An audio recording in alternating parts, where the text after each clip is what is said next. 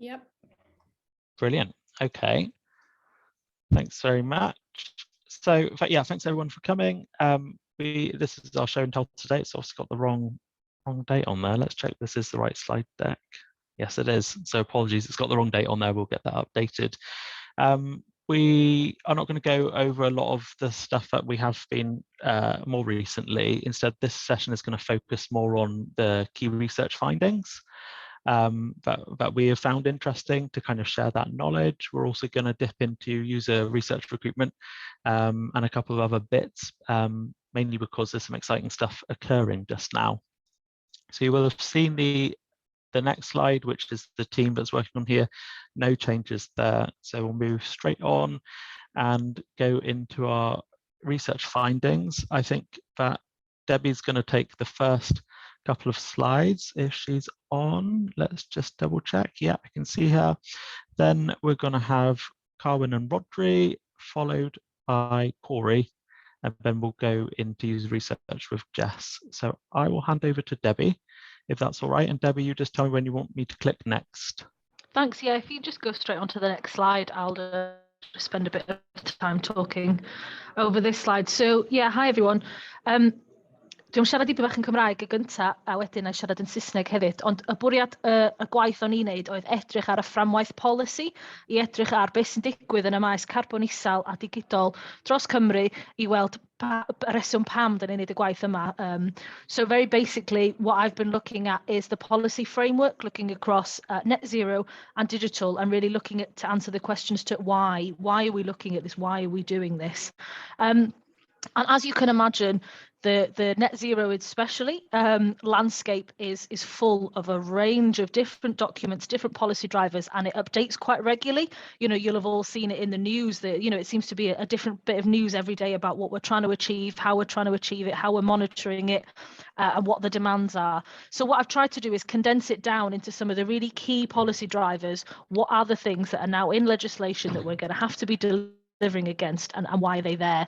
So in terms of why are they there, I think we're all aware of the climate emergency and the way that the planet is going and our need to reduce our carbon emissions, and ultimately that's where all of this has come from.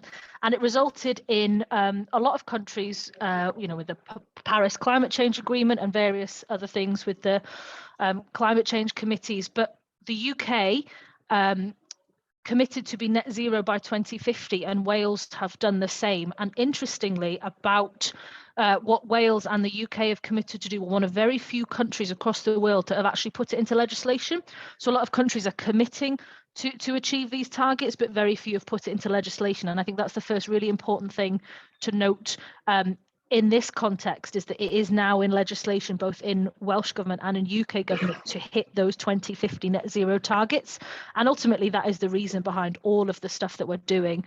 And we've got the Net Zero Wales Action Plan, which I think is a key document. If you're going to read any document about net zero and why we're doing this, that is the document that you need to be looking at. And in there, it explains what we're trying to achieve and why. And one of the things I wanted to pull out is you know, the statutory pieces of legislation that this is all based on: the Wellbeing of Future Generations Act, which we're all quite familiar with, and the Environment Act. So those are the two pieces of legislation that drove us down this road towards trying to achieve this net zero by 2050 target. And really what that has done, it started us along this path, but I think it's also fair to say we're still quite early on in the stages of that pathway. So there is a lot of policy document, there is a lot of high level information, but the detail that comes out underneath there, there is a little bit less about that, which is frustrating in one sense, because it'd be really great to have a handle on exactly what we're trying to do, how we're reporting it, what funding is available, and all of those things. So it's frustrating because there is a lack of information around that at the moment, but it's also good because we're in a position to be able to inform and influence those conversations and those decisions. If we can find out certain things that we think would be really helpful for the public sector, we can hopefully try and work with colleagues to understand how that's going to be taken forwards. Carbon accounting is one of the ways that we're looking at doing this. So we've got the other document that I've put on screen there is the Welsh Public Sector Net Zero Carbon Reporting Guide. So again, that was published last year to try and help the public sector understand the format and the way that we're going to be starting to account for our carbon emissions. But again, you know, you can see that was published last year.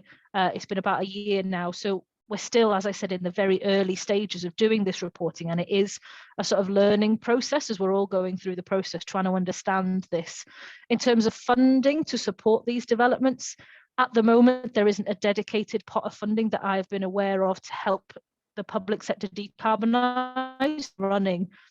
Is you'll get different pots of funding for different sectors. So the housing sector, for example, they're doing a lot of retrofitting. There will be a specific set of funding that they have access to. Big industry, we're looking at decarbonising big industry. There's a lot of funding coming out from UK government around helping those decarbonise. So it's not coming out in one big, this is a pot of money to help you decarbonise. It's looking at it in a more sector specific way, which I thought was quite interesting, because it just means everybody's going to have to be working together across all of these different achieve this. So I guess those are the two main sort of net zero policy drivers. And then also just to mention, obviously we're doing this in a digital context, so we also have to be mindful of the digital strategy for Wales, which is about taking us through to Industry 4.0 and digitising and making sure everybody has access to fast internet, the skills to be able to use that we're inclusive, everyone's got connectivity, collaboration, etc. You can see the 6 missions supporting that vision there. So all of this net zero activity is now being done in that context of trying to deliver that digital strategy for Wales, which in some instances will help and in some instances might make it more difficult. But the bottom line is that is the landscape within which we are working, because with SYN legislation, we've got to hit net zero by 2050 is the headline act. And so that is why we're doing all of this. And hopefully those are a couple of policy documents that will help set the context and set the scene, but there are, as I said, loads and loads more if you really want to go on a deep dive into all of this, but I think that people should be really aware of and looking at. And I think that was a bit of a whistle-stop tour. I'm mindful that we don't have loads of time, but that is really, I think, as best a summary I can give without going into too much detail around that policy framework and landscape. And there will be more information coming out on Notion as we develop, and I'll write this out in a way and provide the links and make sure everybody, it is quite easy to Google the names of the policies and you'll find them, but we'll also provide the links to make sure people have access to the pool of resources that we've managed to find. So I hope that helps. James, I'll pass back to you. Diolch, Debbie, thank you very much. Any questions for Debbie just now? We've left some time at the end as well for questions, but has anyone got anything they want to ask before we move on to the next section?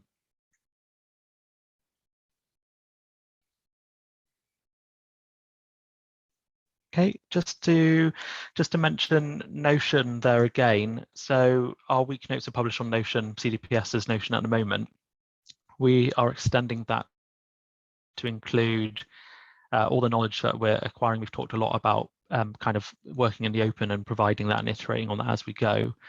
So we've got some drafts that are there at the moment, and over the course of this week and over the next couple of weeks, you'll start seeing more things there. So we'll make sure we link to that in the email that comes out following the show and tell today. Okay, so Carwyn and Rodri, are you good to go?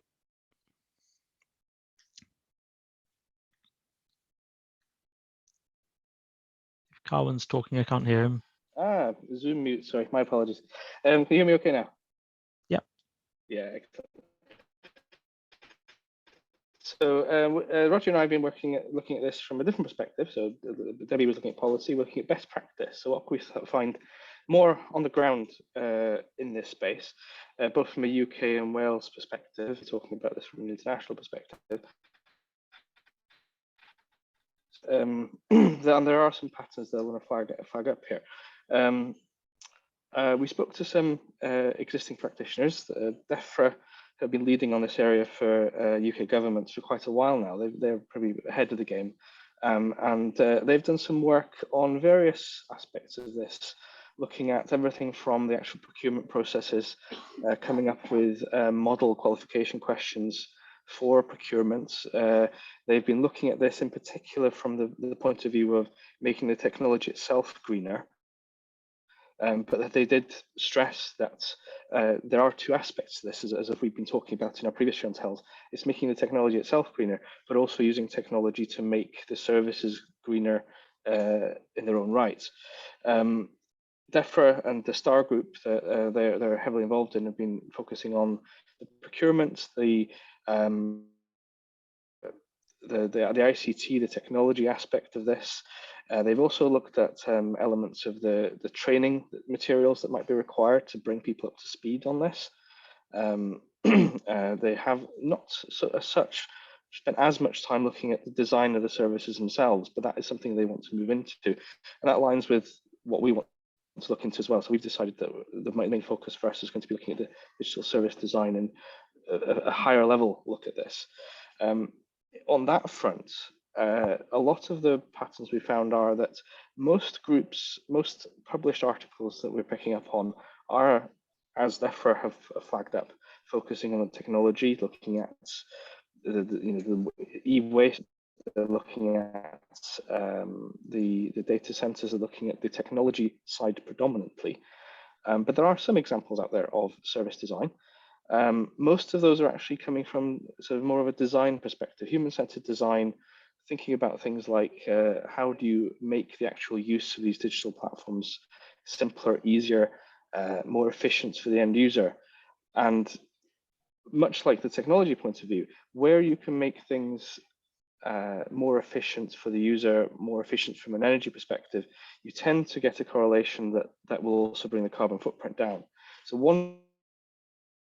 a lot of the work that is happening at the moment is happening because it's got another thing it's bringing down at the same time as a carbon footprint. So it's either an energy consumption, a cost, or inconvenience for the user. But these are very specifically at the level of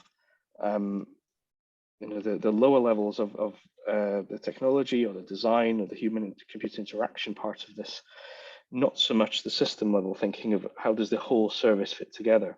So there's a strong sort of focus on the simple things that are easier to get through the door and done.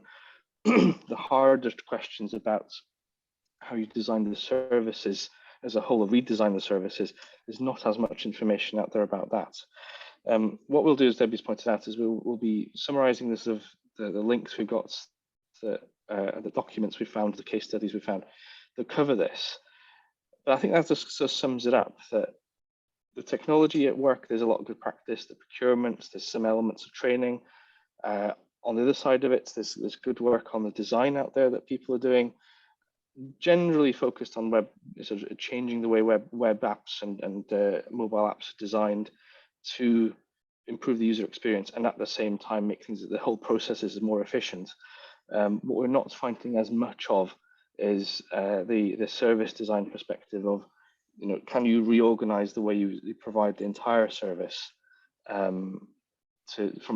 specifically from the point of view of carbon reduction. They're definitely redesigning services for other reasons, better cost efficiency or user experience.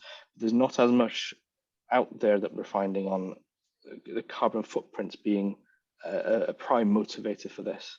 I'm just going to hand over to Rodri for a second. We've got more examples, more concrete examples you can maybe mention in this as well. Rodri. Yeah, hi guys.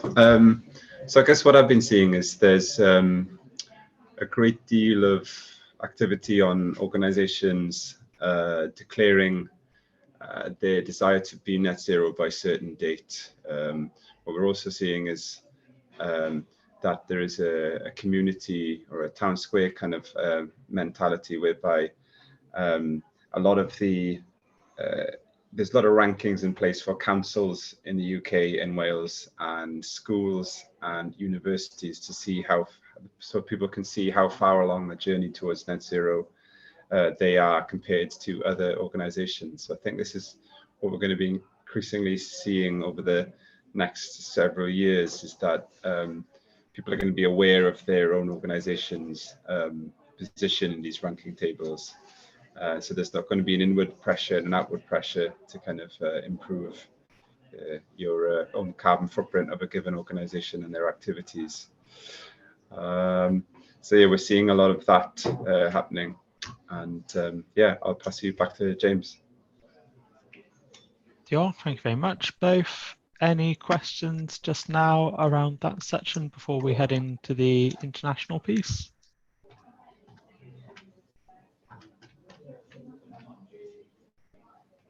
Okay, so over to you, Corey. Thanks, James. Yeah, and I'm picking up really on some of the themes that Debbie, Carwyn and Rodri have already articulated. So again, I'll keep this as a whistle stop. One of the things I've definitely come out of this piece of research with is a bucket list of places to go on holiday. I feel like I'm exploring Finland, Australia, all over the world. So trying to get my arms around this international piece has been a fun exercise in itself. But I wanted to start with a consideration. So James, if you just pop the next slide up, please. This harks back to what Debbie has just mentioned around the pace. So Australia's plan to deliver net zero, they call their activity a quiet achievement so far. And this has really been reflected in what I've seen from the research that I've been able to get my hands on, is that there's been a kind of steady pace of change, but now there is definitely a focus on the next 10 years needing rapid, accelerated delivery to achieve these targets. I think we're all feeling the pressure of having those various dates attached to legislation, or, you know, having put our flag to the post in terms of when we want to achieve transformation by. So we're moving from quiet achievement to accelerated transformation. What does that mean for the international space in terms of the research findings? I asked myself a couple of questions here. A lot of the information that I was able to find, you know, what is publicly available, is not incredibly up to date. So, you know, you tend to find things from 2021, for example, and in this arena, things are now moving so quickly that we have to sense check. Actually, it's a year too old for us to value this information that's coming out. How far back should we go when we're looking at best practice? There's also a vast swathe of corporate case studies and private sector reports.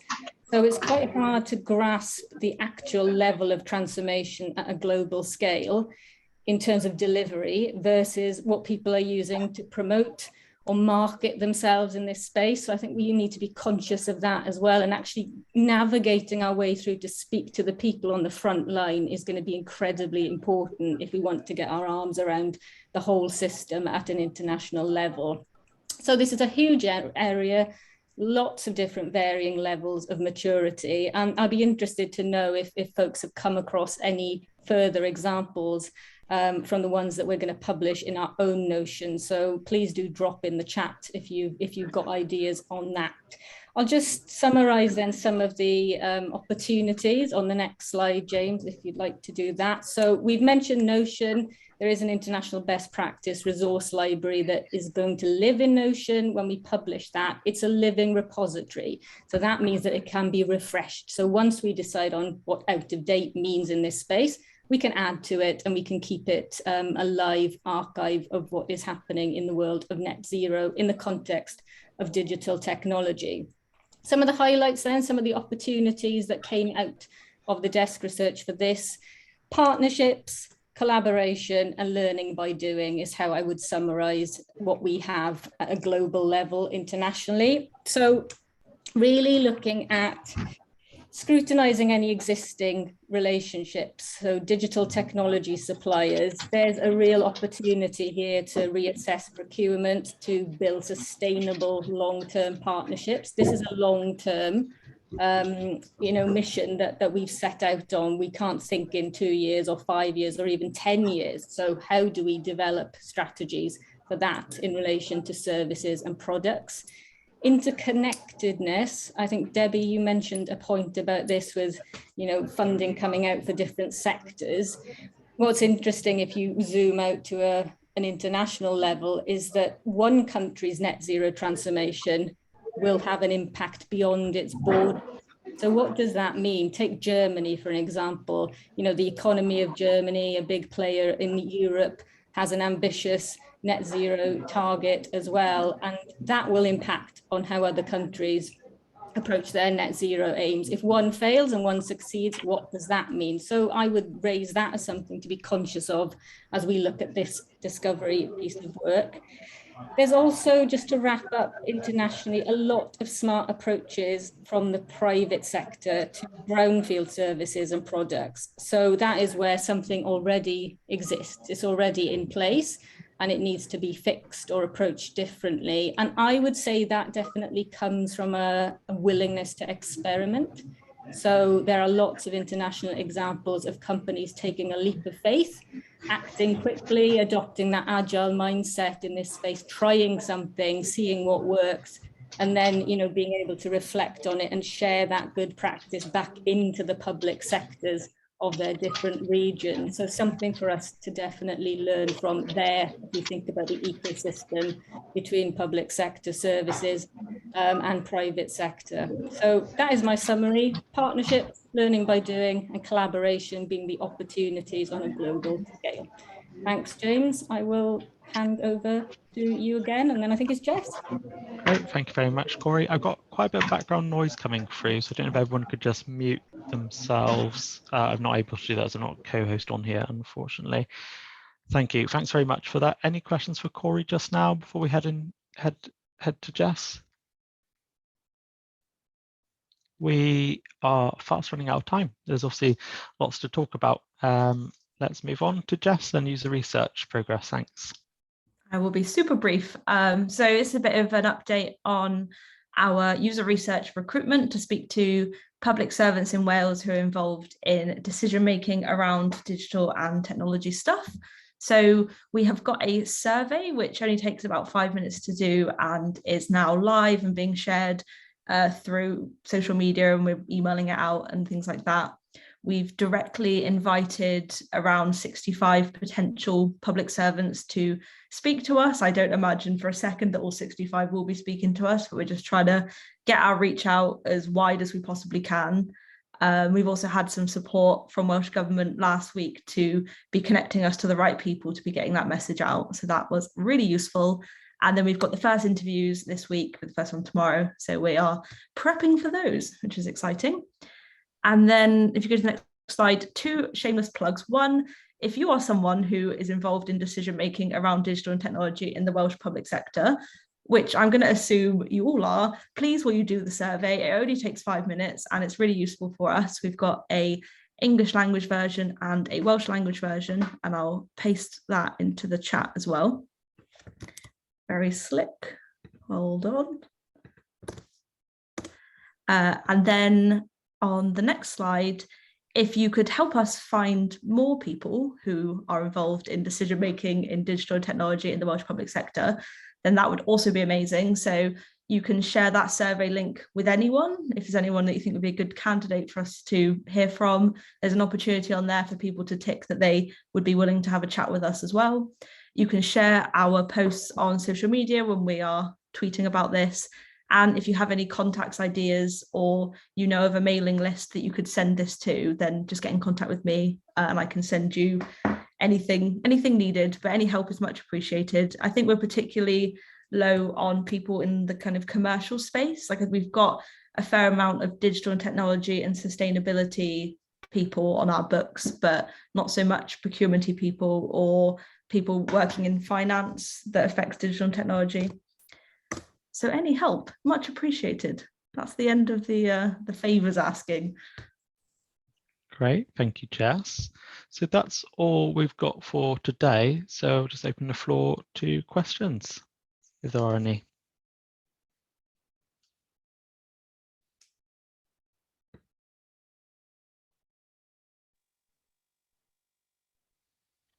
But a question I can ask in reverse. As I was saying, thinking about how to best put it better. Most of the work I was picking up on was from the engineering and design perspective. The bit that we're not seeing is so much the sort of systems thinking perspective.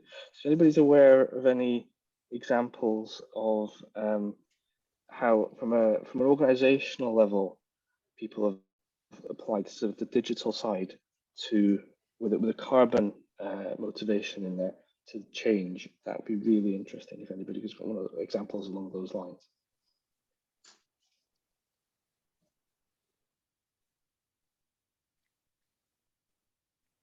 Anyone else? I was busy typing in 3 things and then hit enter too soon, but the 3 things to remind everyone: please do the survey, please share it with other people, and whatever the other thing was that Jess said. But yeah, it's a pivotal point for us in terms of the project being halfway through, in terms of the knowledge that we've acquired now. But we've got to obviously get the user's voice heard and understood, and kind of build up that knowledge further. So yes, please help where you can. And any questions in the meantime, you can contact us using details above. Thank you very much.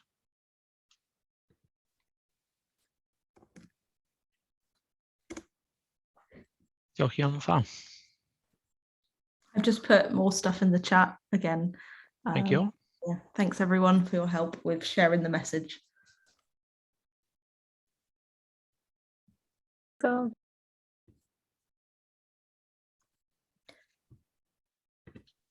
Bye all. diolch. Thanks, bye.